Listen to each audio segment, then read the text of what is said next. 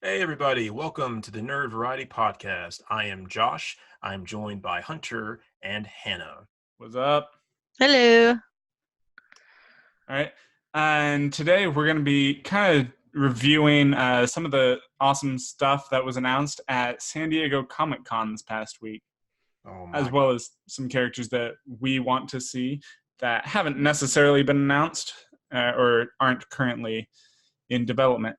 So what do you guys think? What was some of the stuff you're most excited about from Comic-Con this week? Or last week, I guess.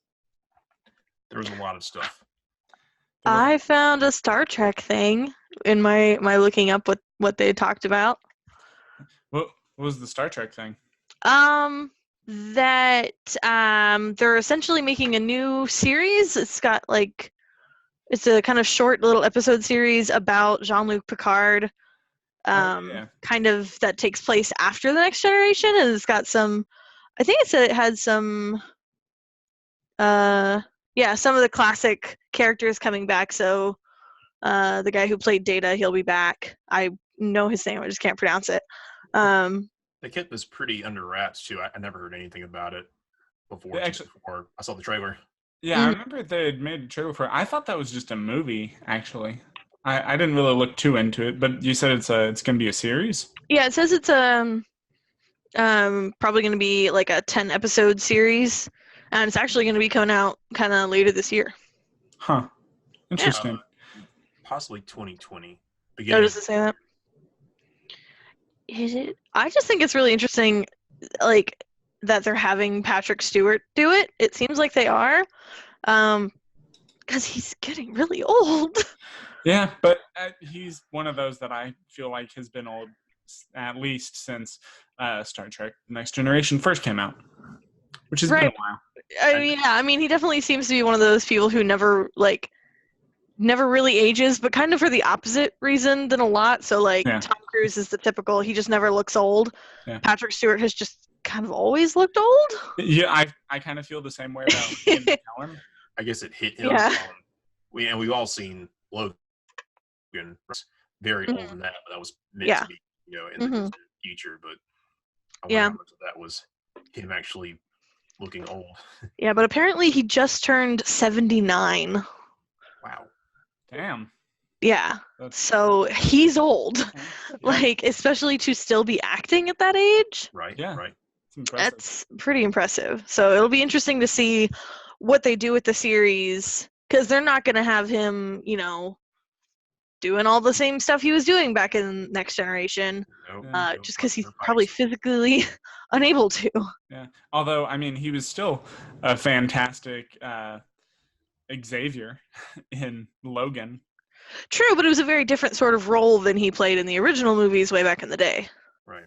Well, again, you could see the age on him, and he was supposed to falling apart, and having to be the one to be, picked up and helped out. Yeah.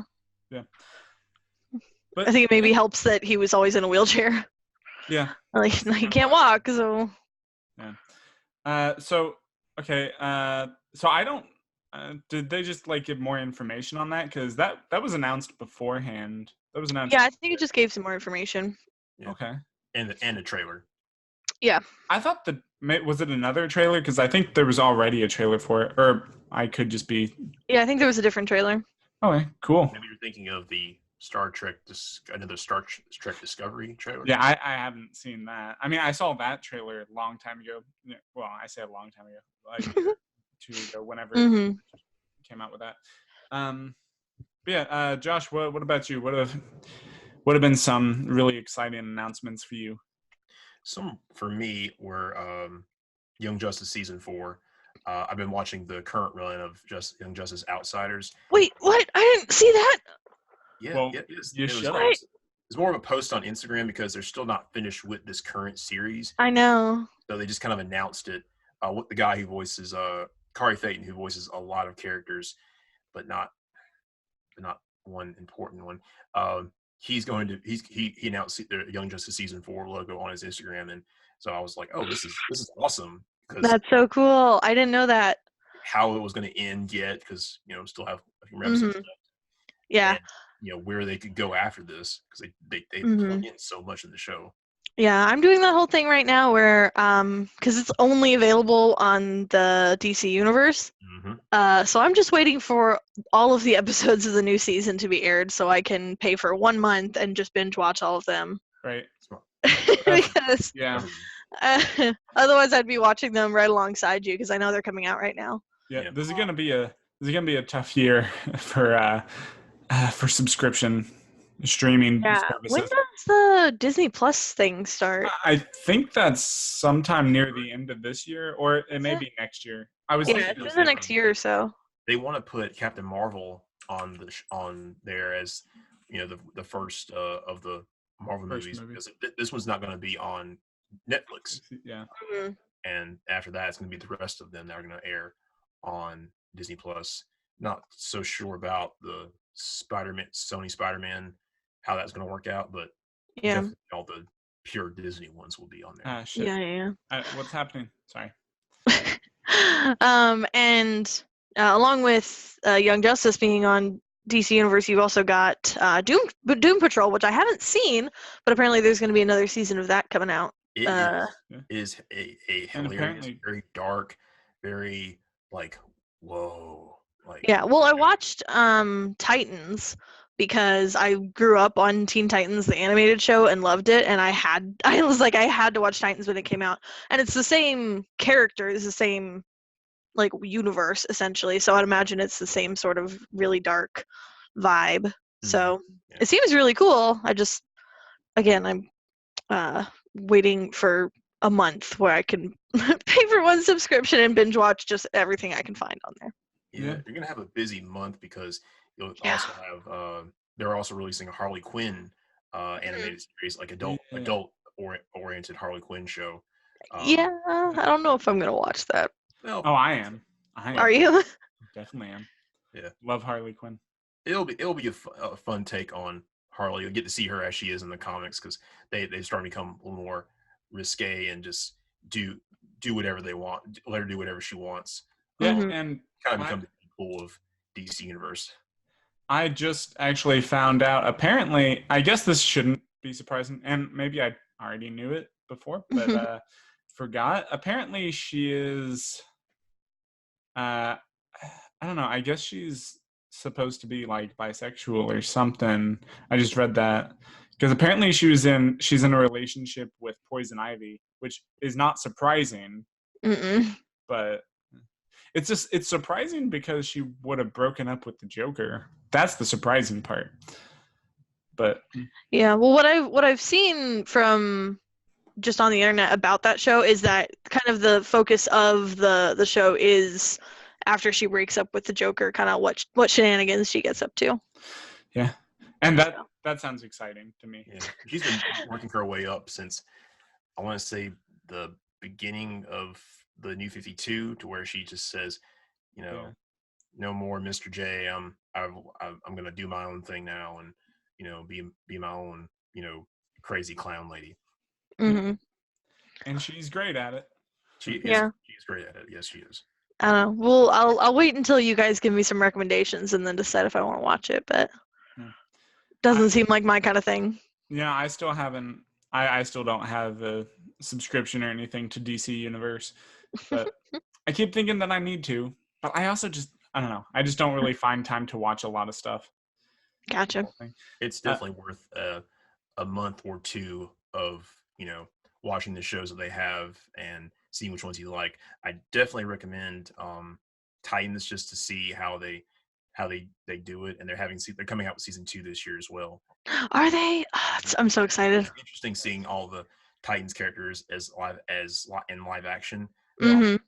And I really like what they did with Starfire. To not to spoil anything for Hunter, but don't spoil it. It's very different than how she was in the cartoon, and I imagine probably closer to what she was in the comics, which I'm not really familiar with. So I'm actually a little more familiar with her in the comics. I'm trying to think of. I think it's the Outlaws, maybe something like that. where she's a member of that team, and it's also got like Red Hood and what's his name? What's Archer? Yeah, Arsenal. Okay. So they're kind of a anti-hero-ish group, I guess. And I've read a little bit of those. So in terms of comic books, and adaptation, I can imagine her being a little more like that, if that's what she's like. Little. Yeah. And like, of course, I wasn't expecting it to be like a kids show, like the one I grew up on. But I was very surprised and honestly very pleased with how kind of polar opposite it was, and how much more grown up it was, and it was really, really epic and fun. Yeah. Well, so, also highly recommended. I have to ask a question real quick, because this is just something that's been bugging me. So while we are still on the subject of DC and all that, real quick, I just want to ask: is the Robin in that? Is this Nightwing? Is it Damian? Not Damian Wayne. Is it is it Damian Wayne, or is it what's his face? I'm blanking. Dick Grayson. It's Dick Grayson. It's Dick Grayson. Yeah, I think so. Yeah. And one of the things I was watching from Comic-Con was, it kind of bugged the hell out of me, because I feel like some of the people working on, some of the voice actors working on like the animated, there's an upcoming animated Batman movie. I can't remember right now which one it is. Batman Hush. Yeah, Hush. And they were saying, one of the actors was saying, well, a difference between like our films, our storyline currently, and the comics is that Batman here has a son, and he didn't have a son in the comics, and so Robin is Damian Wayne, and he was never Robin in the comics. And I'm just like, you really don't know what you're talking about, do you? Doesn't read comics, or where are you getting your source material from? Right. I'm like, I feel less confident about how this is gonna go. Well, I mean, I guess not, because he's not writing it. I guess he just has to do voice lines, but still, it bugged me. Don't worry, someone will correct him. Yeah, nobody did on screen, which I guess that makes sense, but it makes me worry for the entirety of the cast. Yeah. Anyways, that was just a little thing. So for me, one thing that that I got kind of excited about was one of the first things I saw from San Diego Comic-Con. I saw a video game trailer for Black Sad. And I don't know if either of you know what Black Sad is. It's and the game is called Under the Skin. That's what it is. Black Sad, Under the Skin. So it's under whose skin? Yeah, exactly. It's kind of weird. It was actually a graphic novel that I had to read in college for one of my classes. It was like a culture class. So we read graphic novels, which was awesome. Yes. And so Black Sad was like the first one that we had to read, and it's basically it's kind of hard to explain. It follows the main character, like I think his name is John Blacksad, and he's like a cat person, and he's like a detective, and he's really kind of I don't know, grumpy, kind of grumpy cat, I guess. Yeah. Maybe that's too on the nose. And so like the whole world is like these animal people, but they're never referred to, I don't think, as like animals. They actually refer to each other as like people, like man, woman, all that. So it's just, that was one thing that I remember about the whole thing. But besides that, that's getting away from the main point. It's just a really well done graphic novel, and it's got some really cool stories. And I don't know how the game is going to play out, actually, because I'm thinking maybe it looks to be sort of like a more narrative driven game, so kind of like maybe a Telltale game was, or something. I don't know, but because it doesn't seem to be focused around action or, actually doing stuff a lot, but more around probably like solving crimes and everything. And it's it's really cool. I think I loved it, and I think it's going to be worth checking out. So I'm excited. And they're turning this into a series or a movie? It's just going to be a video game. Okay. Oh, okay, gotcha. What platforms? I don't know for sure. Let me check. Black Sad Under the Skin. Hopefully, okay. PS4, Xbox One, Switch, Mac, and Windows. Okay. All the major ones. So yeah, the main ones.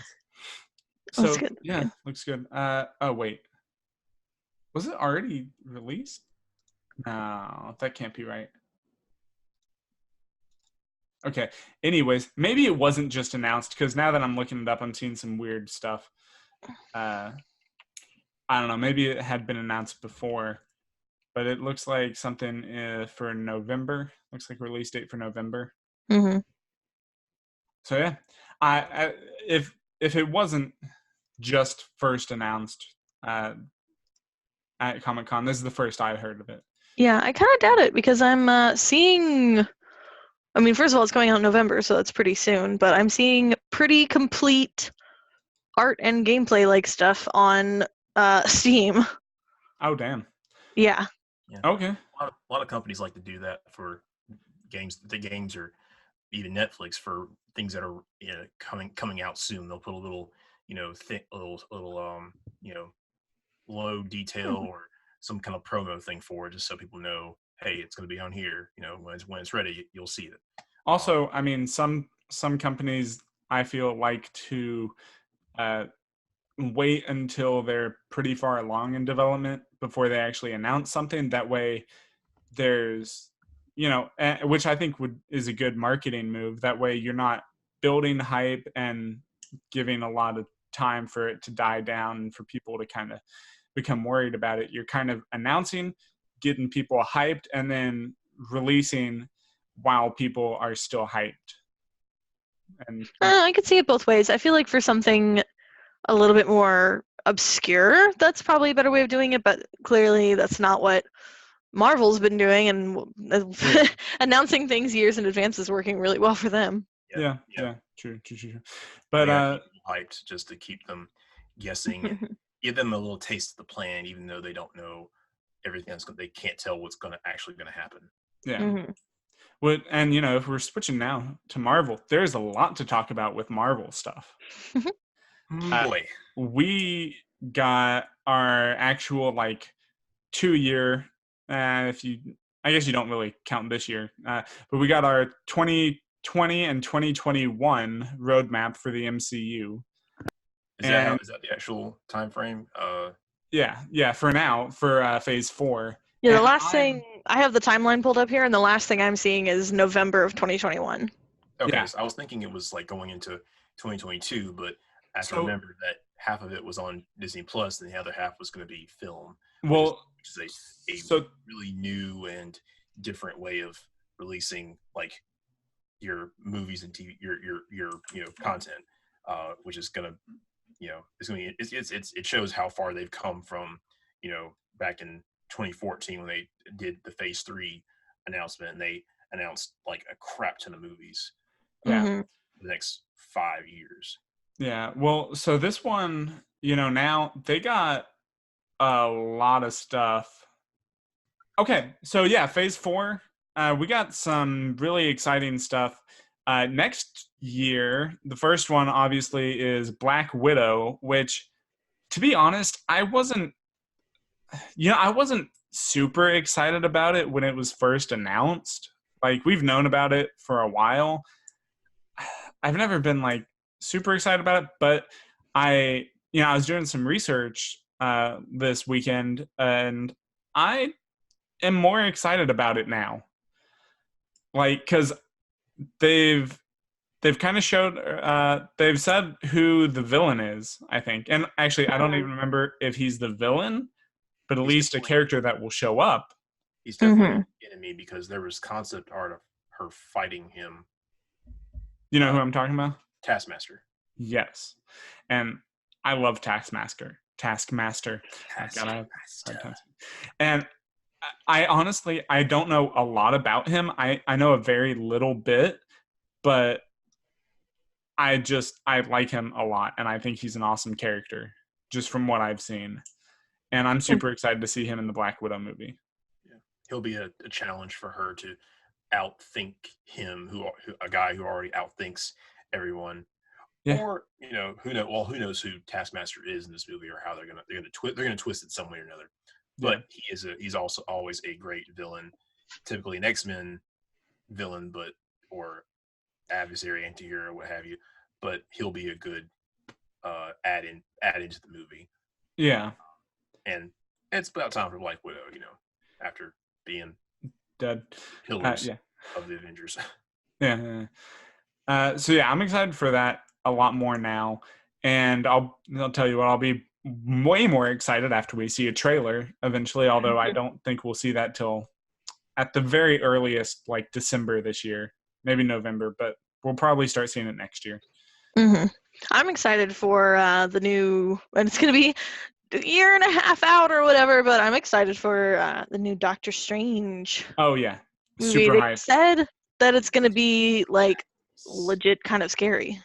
Yeah, that's what I've heard. And that's not even like a year and a half. That's like 2 years out. Basically. Yeah, it's a year and 10 months. Yeah. But no, like I am super excited about that, and also because they talked about kind of the format that they're taking with the shows.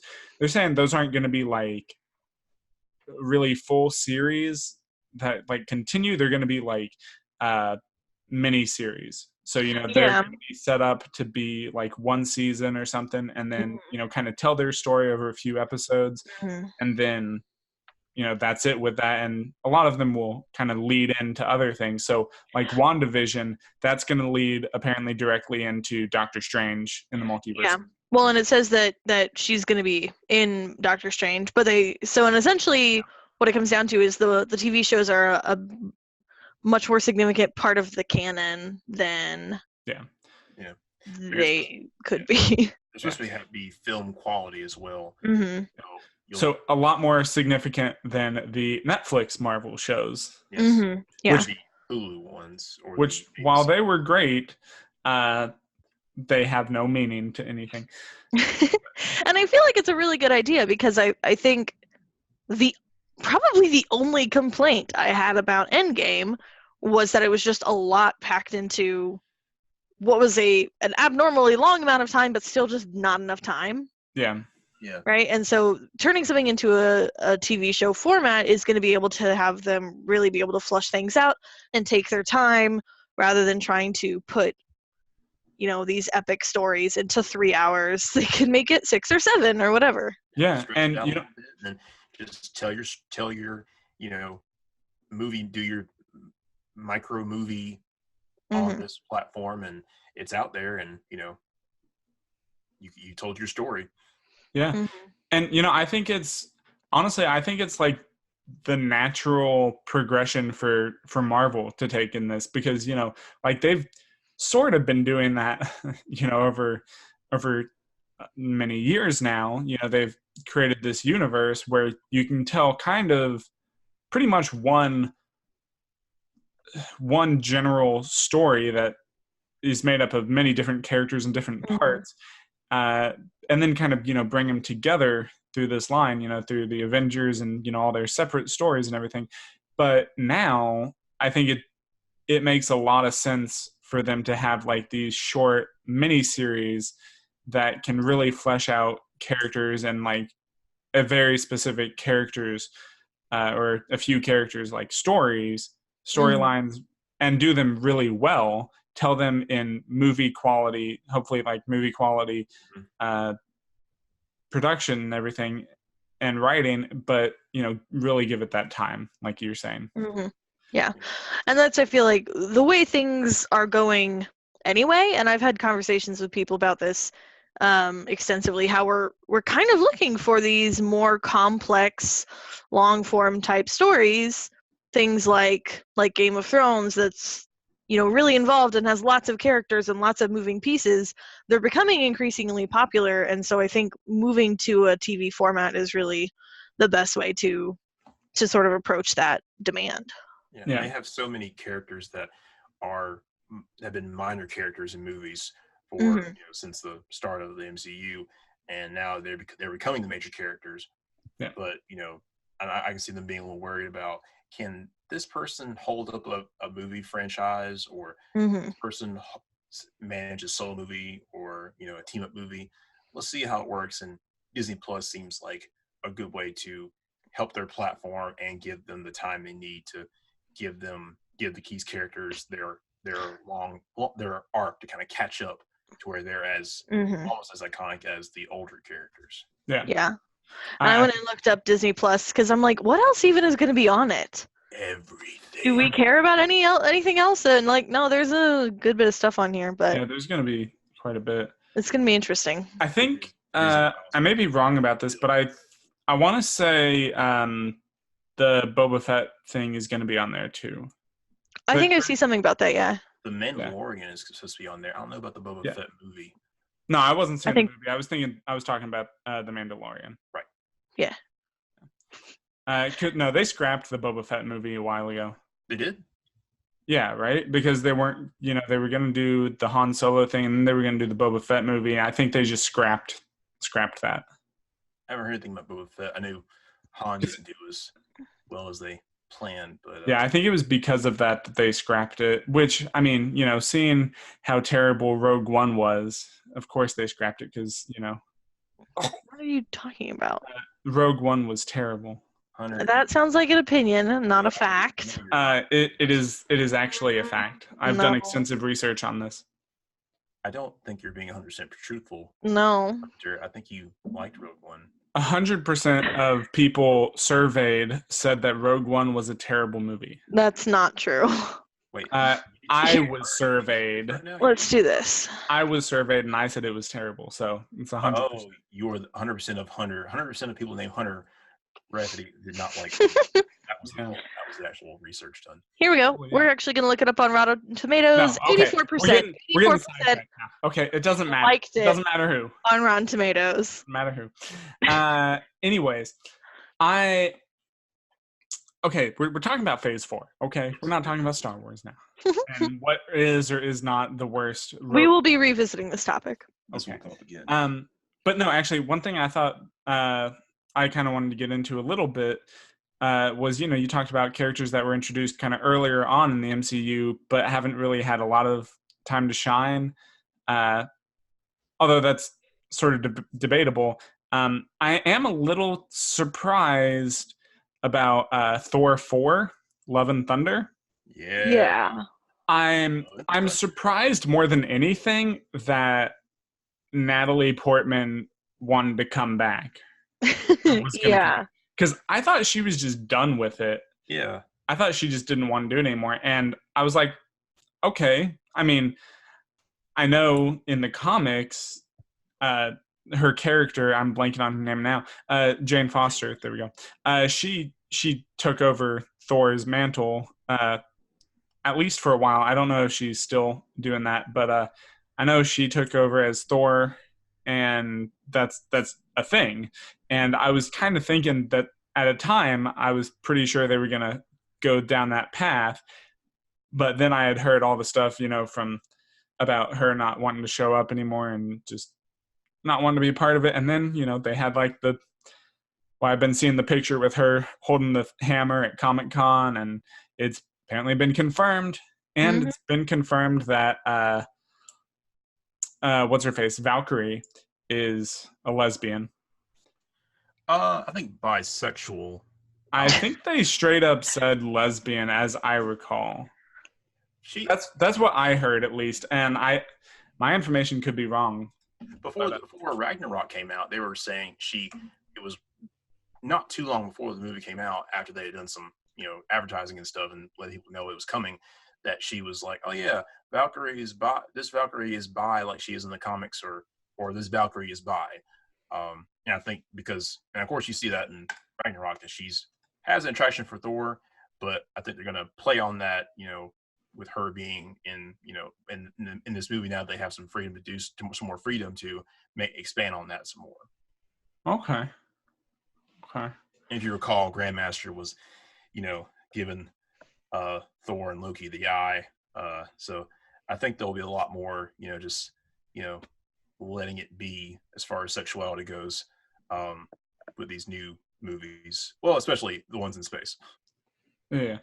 Okay. So maybe it is bisexual. That's what I'm seeing here. Also seeing some information about the Eternals, but I'm kind of excited for the Eternals anyway. Yeah. So it's just they're kind of really expanding their roster with that kind of thing. The whole sexuality part of it a lot now, which is interesting. Yeah. And Eternals is also going to be another one of their big, epic space, cosmic, Yeah. movie. And I'm excited to see what they do with that, because I feel like I'm one of the few people, at least in my circles, that actually is familiar somewhat with who the Eternals are. Yeah, I feel like nobody else that I talk to ever seems to know.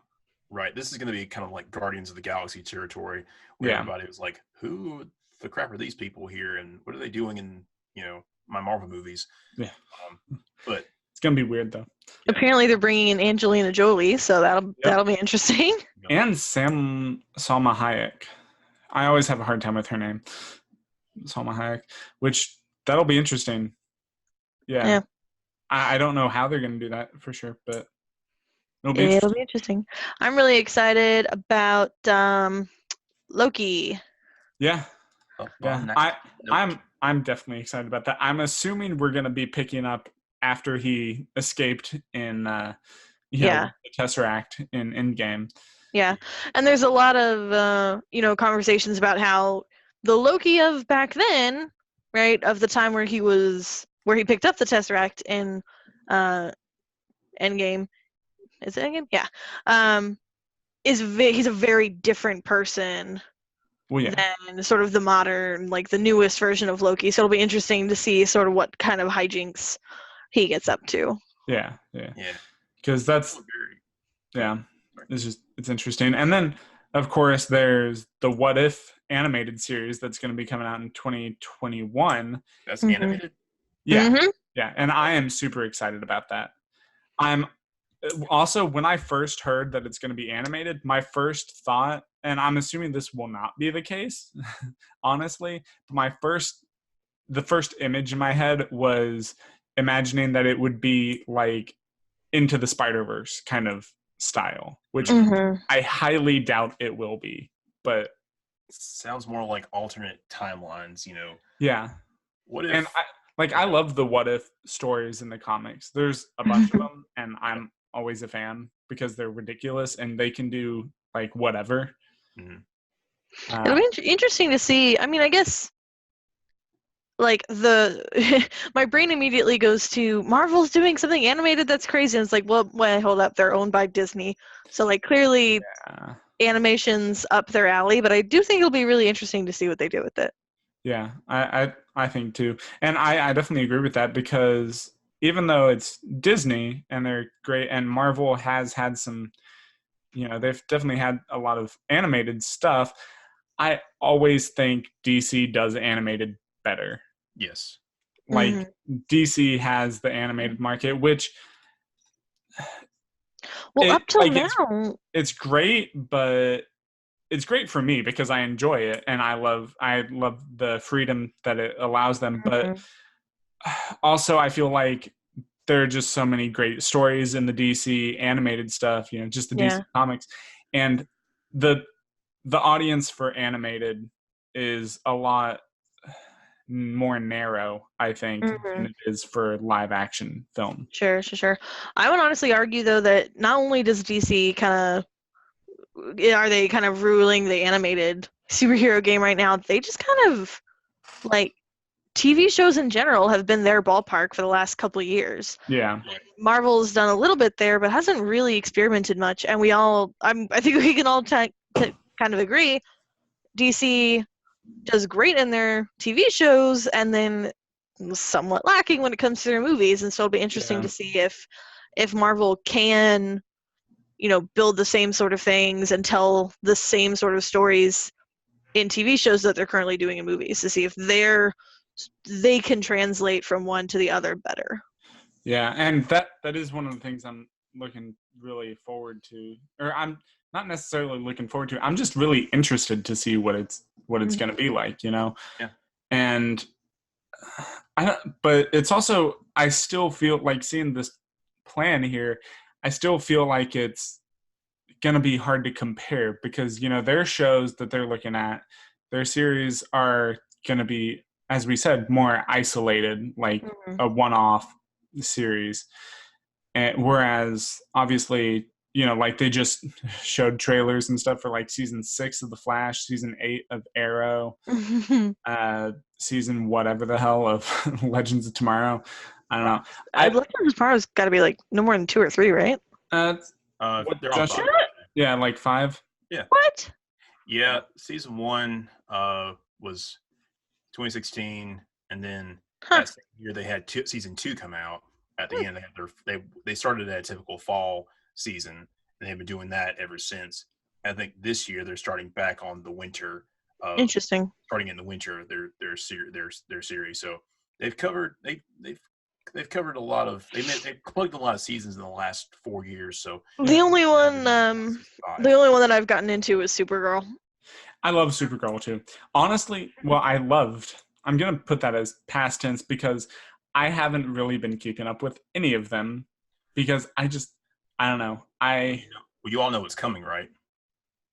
Yeah, to a degree, but nothing specific. Crisis on Infinite Earths. I thought they just did that. Yeah, I saw that. They did Elseworlds at their last crossover, but this one is going to be Crisis on Infinite Earths. Arrow has its last season, which is going to end during the crossover.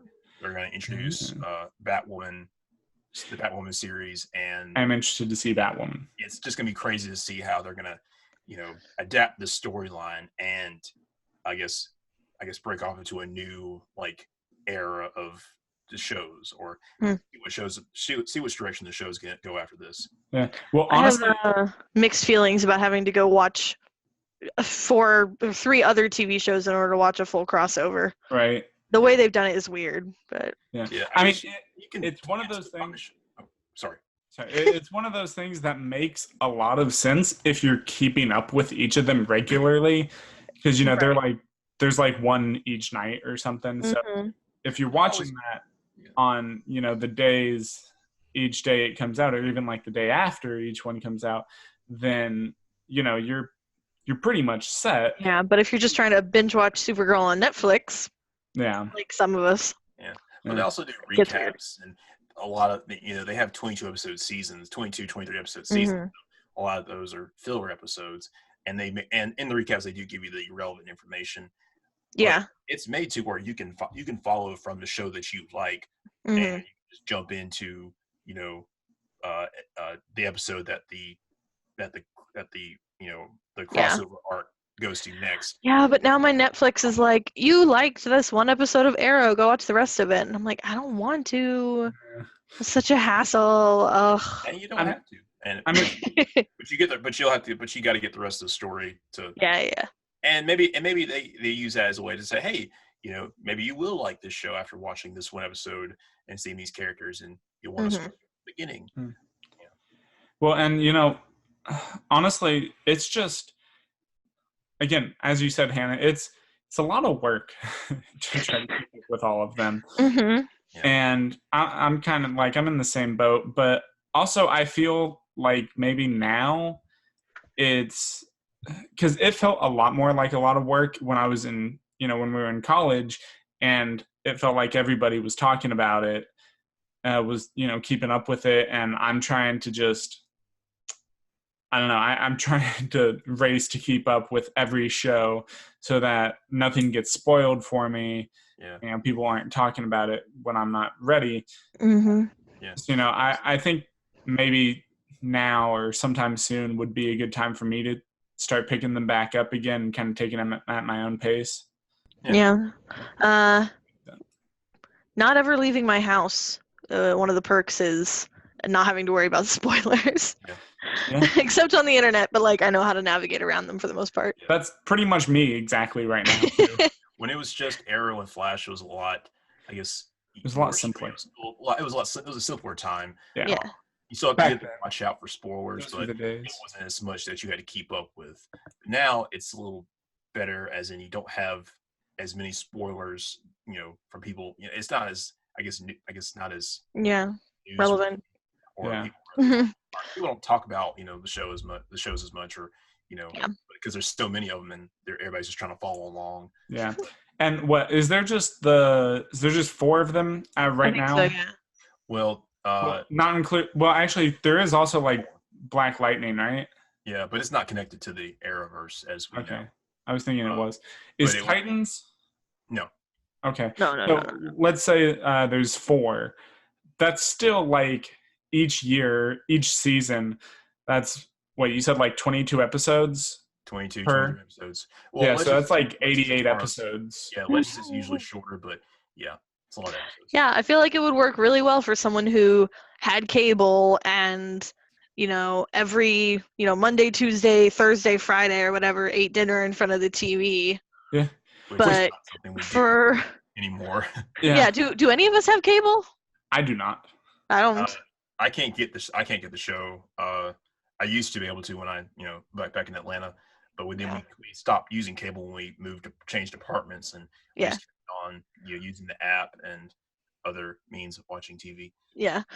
So it's interesting because I was thinking about making a comment earlier about the massive number of streaming services out there at this point and trying to keep track of all of them. And I want to watch the original DC Universe shows and I want to watch the Disney Plus stuff, but it is just a lot. But it makes sense because people don't watch cable anymore, and especially if you're trying to cater to sort of the growing up audience right now, you're going to be doing a lot more stuff online, and it honestly still might be cheaper than cable. That's what I was do all of them actually, because some of them most of them they're not really expensive. Disney Plus says it's $7 a month. Yeah, that's not bad. No, I mean, I feel like Netflix has been increasing, and maybe Hulu as well. Yeah, we're just getting ready for the next streaming services. Going to come up and try to usurp them and take away, people's attention. And need Hulu. Become a little more. I need Hulu. Like you have to pick which ones you want, because you can't get all of them. Otherwise, you're basically just going to have cable again. Yeah. But I mean, cable that you can choose more specifically when you're allowed to watch something. Right. Yeah. It's one of those things where it's like when we were in college, I don't know if you guys ever complained or heard complaints about paying for like the sports facilities and stuff. It's like, why would I pay for this thing I never use? Right? I don't even remember. Did we have to pay for that? Yeah, we had to. Yeah, we had to pay a little bit.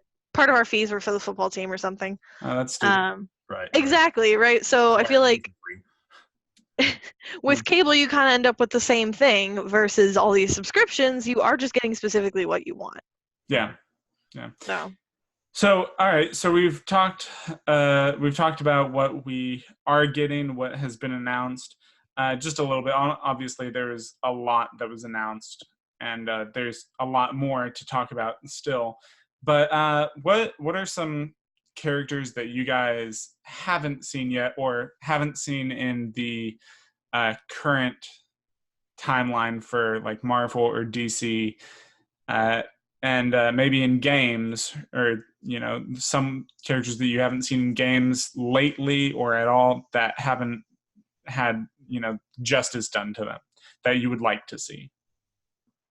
I saw an article about very wordy question. Yes. About some new X-Men comics, and I looked at those, and those seemed really interesting. And I just wish they were X-Men movies because I love Hugh Jackman. I'm so done with Wolverine. I'm pretty sure they're done with Hugh Jackman as Wolverine. But there's so much potential for cool stories, and you have really a lot of really cool characters. And I was I love X-Men, and I was pretty disappointed with Dark Phoenix. Yeah. I did think we all were. I wanted to, but then I listened to like someone discuss about how it was kind of botched, and it's just like Jean Grey spends a lot of the movie going, when I get angry, I hurt people. Bad things happen. And it's like, okay, Jean, we get it. we're past that now. Yeah. Like it was, freaking get yourself under control. Like it was a fine movie. Like it was alright. It's kind of in the middle there with the X-Men movies overall, in my opinion.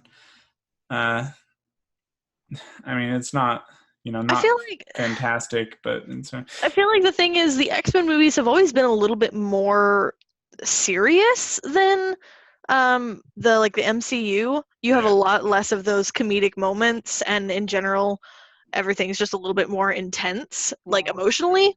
Yeah. But they're basically like kind of fighting for their survival, or trying to justify their place in the world. Yeah, and it's not as funny, and I feel like in general it's less colorful and fun. But there comes a point where it takes itself too seriously. And you're just like, stop! What are you doing? Yeah, and I feel like that's been the problem. I feel like if they gave it a nice, fresh dose of humor and made it funny, you could, like, there's so much good material there and so many good characters. I just feel like they're not doing them well. Yeah, but I mean, I think it's good to have those. I think it's good to have some of those, serious stories and serious stuff going on. It bothers me just a little bit when you see these movies that they have these big serious moments and very impactful events that happen, and then someone just comes in and undercuts everything with a joke.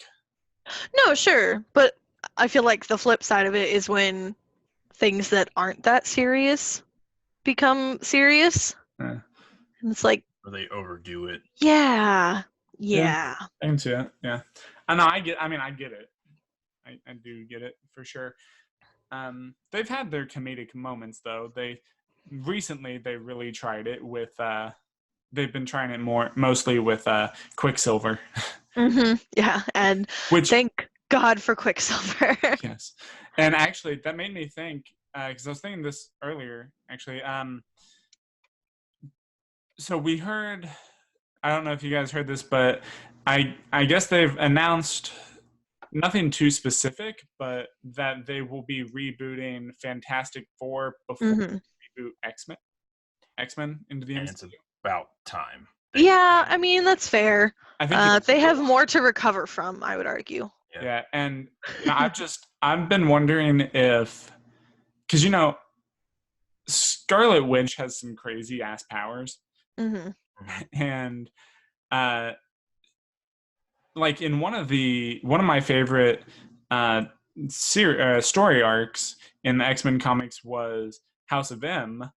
And basically one thing that she does there is she kind of goes crazy with her powers and like brings back some people. I think she brings back Vision from the dead or something. And she just changes like everything because she can change reality. Yeah, her powers are down to 11 in the comics, and they try to make it a little more. They doubt she's at 5 in the MCU. Yeah.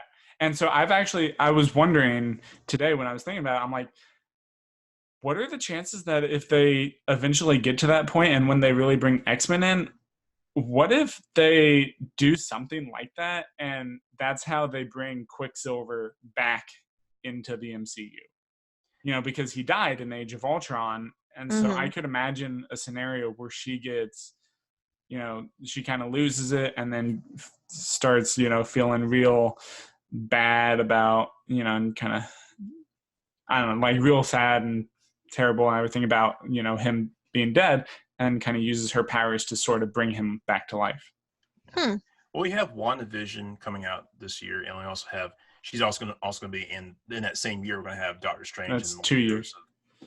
In that same year. Oh yeah. But when her series comes out, and then Doctor Strange and the Multiverse of Madness comes out, I think we might start getting some hints about how they could do it, because I always kind of pictured, the X-Men movies in a different, universe, and they technically are another film universe, but how would they bring mutants into the MCU?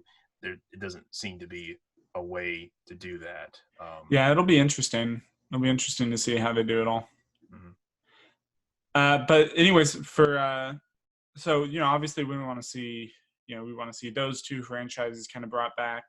Question though, would we rather see Fantastic Four in a series on Disney Plus or a movie, or have their own movie again? That's a really good question.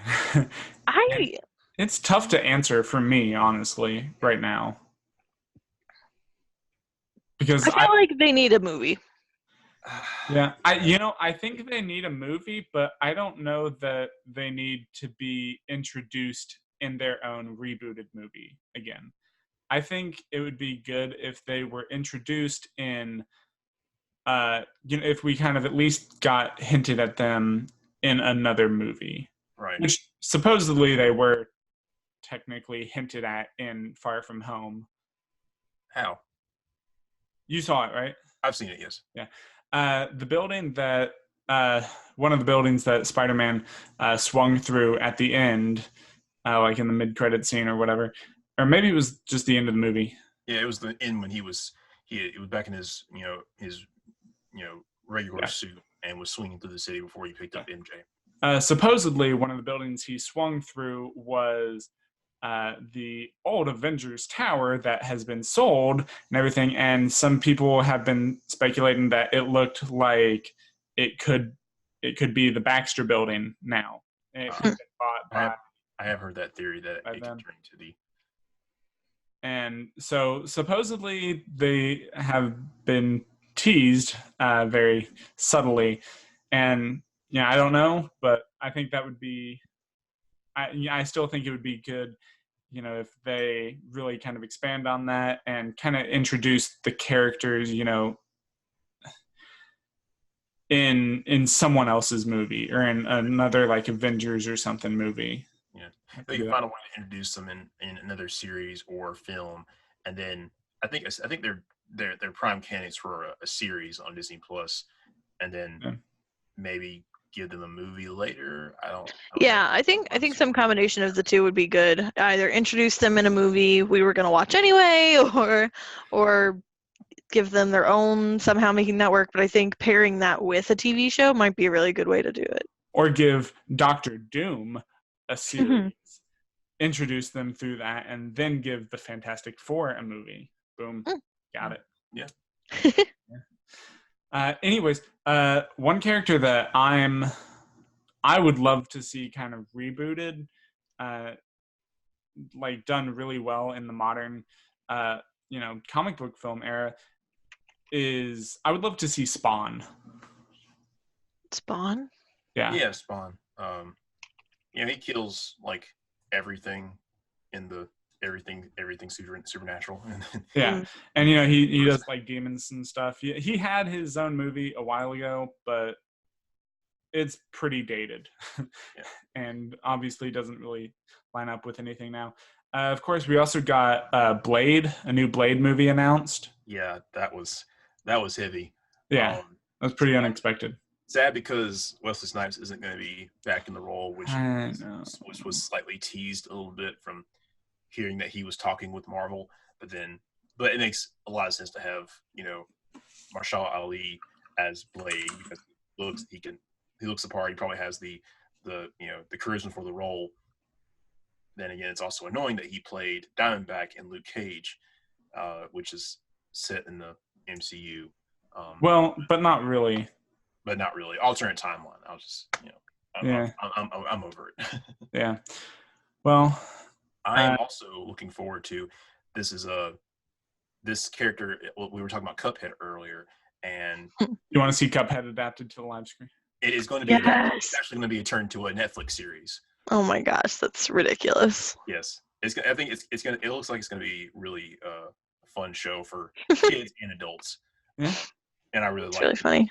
That whole time, deal with that. Get him, Cuphead. That would be awesome. Hunter, you're saying you want a Spawn movie? Yes, I want a new Spawn movie, and Because it looks like there's one in the works. Is there? Yeah. That'd be I don't know. awesome. From a very quick Google search, that's what I'm seeing. Oh, shit. Well, then I didn't do very good research, did I? Shame on you. And I accidentally cursed, so okay. Yeah, actually, and also I was thinking about, I would love to see him with a great video game as well, because he's had some, but those are also pretty dated now. I just want to see a modern one done well. Interesting. Yeah, and there's a lot. There's a lot I want to see. Let's just say that. That's fair. Hood. Love to see Jason Todd as Red Hood. Just his whole story in DC Universe at some point. Probably will, because he is in Titans. Nice. Yes. Nice. As Red Hood or as Jason Todd? As Robin 2, Jason Todd. Okay. Nice. Robin 2. That's the unofficial name for it. The second Robin. So right. Robin 2 for now. But you do see seeds of Red Hood in there. It's frustrating to me. Final thing for me, it's frustrating to me that with so much Batman, we've gotten so little Robin. Yeah. Because there's freaking like 5 of them or something? Thank you. No, there's 4 and 4? Several other sidekicks. Depends on what you want to consider as a Robin. Because exactly. But like, there's come on. Well, 4 mainstream Robins.